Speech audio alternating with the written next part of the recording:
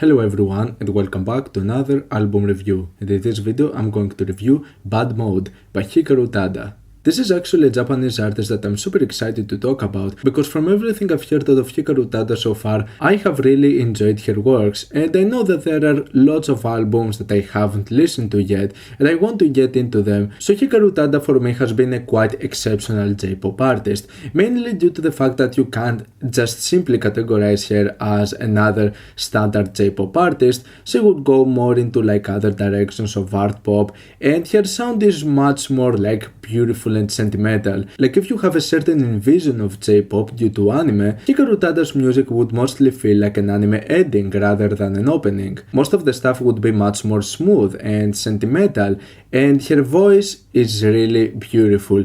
Even after all of those years, this brand new album has some really beautiful vocal performances. I have enjoyed her works, I like her vocal ranges, and in this album we get another set of great ideas, which in my opinion some of them end up working really well. Like I said, I haven't really listened to a lot of albums out of Hikaru Utada. From what I've heard so far, I've been really impressed with some of the results, even if the albums can be inconsistent from time to time, but this is something that is a bit usual in regards to J-pop material, and I wouldn't say that this album had something like really that much more impressive, but I still ended up finding some really nice works over here. Now the thing is that many of those tracks have already been released in the past. This is an album that contains tracks that go from like 2 or even 3 years ago, with some of them containing soundtracks for like TV shows or anime or even video games. Hikaru Utada is known to have made some tracks in the Kingdom Hearts series, which playing Kingdom Hearts 1 and 2,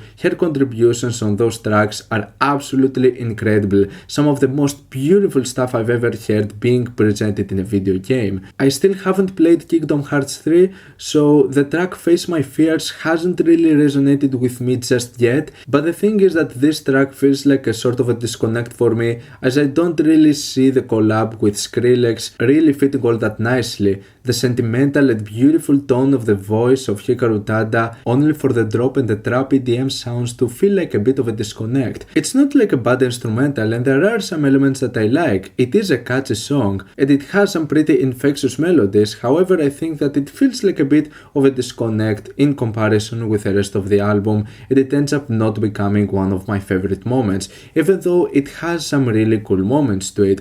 Though this album ends up taking a few risks when it comes to some of the instrumentals having a bit of a more electrified sound, in the sense that it would feel like a more modern and a bit of a different approach, but for the most part you basically get the sound that Hikaru Utada is known for, with some nice elements of instrumentation in some of the occasions, with some of the tracks also fusing nicely some jazzy elements, but we're gonna get to this point. So the thing is that this album, like I said, already contains lots of tracks that are being put out in other formats or are previous singles, so there are actually very few tracks, almost half of this album, that is just new previously unlistened material. So obviously, as you can tell, there is not like a specific theme with this album, as you have so many different singles scattered from like different moods, and there is a range of different sounds and moods, but this is something that I've actually seen being the case with other Hikaru Utada works as well, as they would be treated more of like compilations and a collection of many different tracks. She would just put in almost any of her albums, almost any single prior to that point, which by itself is not a bad thing if the singles are actually really good,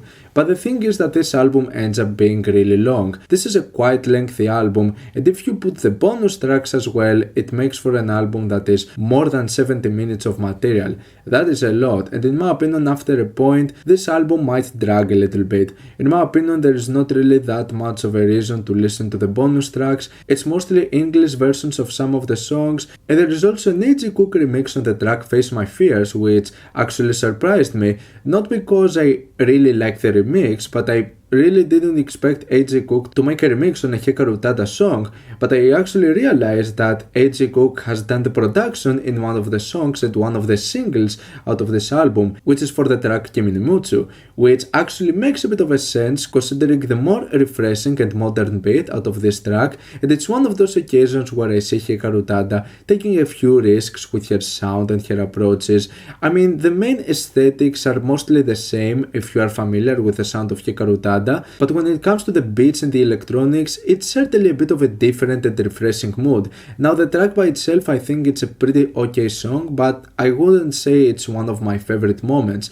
I really like the very first track, BAD Mode. I think that it contains some really cool elements, especially towards those jazzy portions with the trumpets sounding really cool, and the overall structure is pretty nice. Towards the second half it has a bit of a different mood and going into a few different directions, so I like this change of pace that it has towards the second half. One Last Kiss is another track that in my opinion has a few intriguing directions when it comes to the beats. Upon listening to it I feel that it's just a pretty decent song. Maybe it has to do for the fact that it hasn't really resonated with me outside of me just listening to this in the context of the album, and it's kind of the same thing with the track Pink Blood, which for me was a pretty okay song. It had its cool moments, but not something that I necessarily see myself returning that much to it.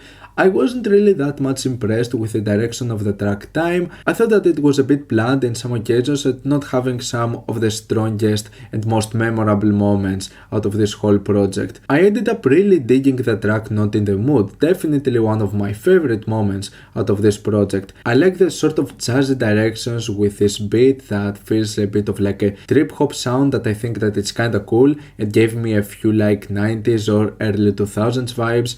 It is a really nice song that again I really like the structure to this because we're talking about a lengthy song that is 7 minutes long and it has a lot of layers to it. It starts with a certain tone but the track changes its mood as it progresses, and I like the way it just flows really nicely and never making the track sound boring. The pacing is really good.誰にも言わない is another track that didn't really impress me. I think that it has some really nice elements, especially coming towards the end, and the overall instrumentation and the production seems really nice, but out of everything else in the album it ended up being one of the most forgettable moments for me. The track Find Love is what I would consider my favorite moment. It goes the closest to a sound that I really like, not only from Hikaru Utada but in general. I think that the use of electronics in this track in particular is really cool. It is definitely one of the most memorable and catchiest moments, and I like that at the second half we have this change of tone and then it ends with this really cool trap portion with this distorted bass,